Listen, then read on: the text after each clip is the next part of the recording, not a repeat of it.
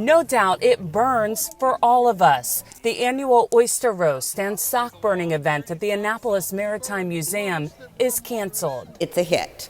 And I want to preface this by saying every nonprofit, every organization, and pretty much every individual has been marginalized by this economic explosion. Governor Hogan was on the schedule again. With close to 1,000 people and more sponsors, the museum was expecting to top last year's fundraising amount of $60,000. We will have to look at trimming. We don't want to give up any of our education programs are first and foremost.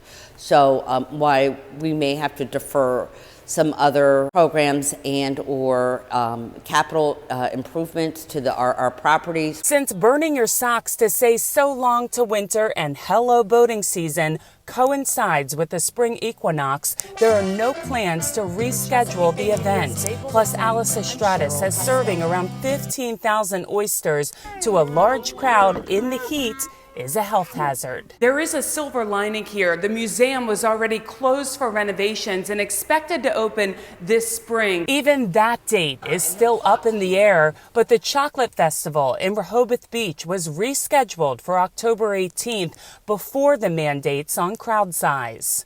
We erred on the side of keeping our children and families safe. The event helps the Harry K. Foundation feed needy children throughout Delaware. The Chocolate Festival is one that usually nets us enough to open a pantry or to buy backpacks for children to feed them for a year. Instead, a tighter budget could mean they focus on the 44 pantries in place. Maryland Day was canceled in St. Mary's County on St. Clements Island, where the first colonists arrived. For now, the museums in the county are staying open.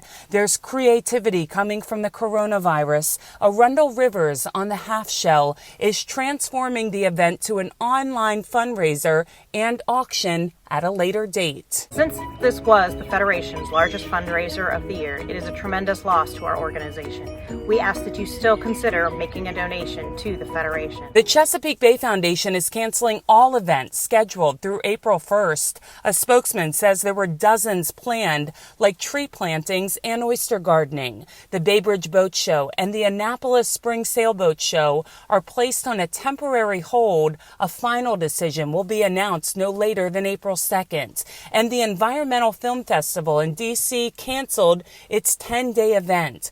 Tough times means there's planning for better days when we can all come out of isolation. You know, we are 20 years old this year, so we had thought we would do something in the fall to celebrate our 20th birthday. We may make that bigger and better than originally thought. For Chesapeake Bay Media's Bay Bulletin, I'm Cheryl Costello.